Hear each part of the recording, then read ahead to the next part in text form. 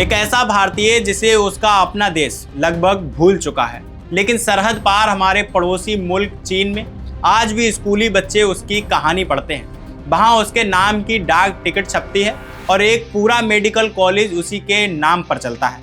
खुद माओ त्से तुंग जैसे कड़क नेता भी उसकी मौत पर रो पड़े थे। सोचिए आखिर ऐसा उस शख्स ने क्या किया था कि पूरा चीन आज भी उसके आगे सिर झुकाता है। आइए जानते हैं उसकी पूरी कहानी, तो बने रहिए वीडियो के आखिर तक। नमस्कार, मेरा नाम है फैसल और आप देख रहे हैं द हिंदी टॉप। तो चलिए शुरू करते हैं इस कहानी को बिल्कुल शुरुआत से। बात है साल 1938 की। उस दौर में जापान ने चीन पर हमला बोल दिया था। चारों तरफ तबाही मची हुई थी। लाखों सैनिक और आम लोग घायल पड़े थे, लेकिन उनका इलाज करने वाले डॉक्टर बेहद कम थे। ऐसे मुश्किल हालात में चीन के एक सेनापति ने भारत के पंडित जवाहरलाल नेहरू को चिट्ठी लिखी और मदद मांगी। उस वक्त चीन आज जितना ताकतवर नहीं था, फिर भी भारत ने मदद का हाथ बढ़ाया। नेहरू जी ने नेताजी सुभाष चंद्र बोस से बात की और नेताजी ने देश भर से चंदा जुटाकर एक फंड बनाया। इसी फंड की मदद से 5 भारतीय डॉक्टरों की एक टीम चीन के लिए रवाना हुई। इन 5 डॉक्टरों में से एक थे महाराष्ट्र के सोलापुर के रहने वाले सिर्फ 28 साल के एक नौजवान डॉक्टर। नाम था द्वारकनाथ कोटनीस। कहते हैं कि जिस जहाज से वे चीन जा रहे थे, उस 16 दिन के सफर में उन्होंने अपने साथियों से चीनी भाषा सीखनी शुरू कर दी थी, ताकि वहां पहुंचकर मरीजों की तकलीफ समझने में कोई अड़चन ना आए। यही एक बात बता देती है कि यह इंसान कितना समर्पित था। जब जंग खत्म हुई तो चीन गए 5 डॉक्टरों में से 4 वापस भारत लौट आए, लेकिन डॉक्टर कोटनीस वहीं रुक गए। उन्होंने हजारों जख्मी और बीमार चीनी नागरिकों की जान बचाई। इसी दौरान भारत से खबर आई कि उनके पिता का निधन हो गया है। एक आम इंसान होता तो शायद तुरंत घर लौट आता, लेकिन कोटनीस ने रोते हुए भी यही कहा कि अभी चीन के मरीजों को उनकी सबसे ज्यादा जरूरत है और मरीज को बीच में छोड़ना किसी डॉक्टर के फर्ज के बिल्कुल खिलाफ है। इसके बाद वो सीधे जंग के मोर्चे पर पहुंच गए। पहाड़ों की सर्द रातों में, पत्थर की गुफाओं के भीतर, जहां जरूरी दवाइयां तक मुश्किल से मिलती थी, वहां उन्होंने लगातार ऑपरेशन किए।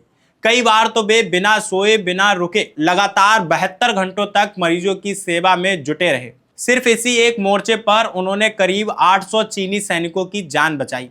चीनी लोग प्यार और सम्मान से उन्हें एक खास नाम से पुकारते थे, जिसका मतलब था भारत की धरती से आया एक उपकारी इंसान।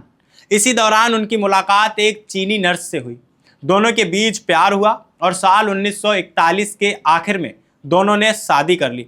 कुछ समय बाद उनके एक बेटा हुआ, जिसका नाम उन्होंने कुछ इस तरह रखा जिसमें भारत और चीन दोनों देशों का जिक्र आता है, मानो उन्होंने अपने बेटे के नाम में ही दोनों देशों की दोस्ती पिरो दी हो।